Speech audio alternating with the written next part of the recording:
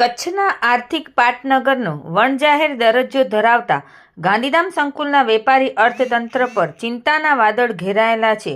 એસઆરસીએ સંકુલમાં રહેણાંકના હેતુસર ફાળવાયેલી જમીનો પર વ્યવસાયિક બાંધકામ અને પ્રવૃત્તિના આરોપસર 61 પ્લોટની લીઝ રદ કરવાનો નિર્ણય લઈને ભારે ફફડાટ જગાવ્યો છે. એસઆરસીની લીઝ રદ થતાં આજરોજ રામબાગ રોડ પરના વેપારીઓને ફટકો પડ્યો છે.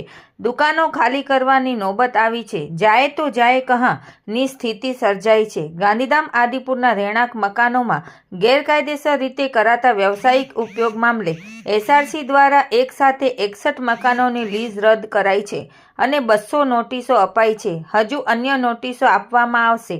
આ પરિસ્થિતિના કારણે સંકુલના વ્યાપાર જગત ઉપર ચિંતાના વાદળો ઘેરાયા છે. ત્યારે આજે રામબાગ રોડ પર અનેક વેપારીઓની દુકાન, મોલ, ગેરેજ, વિવિધ ધંધા રોજગારને ફટકો પડ્યો છે.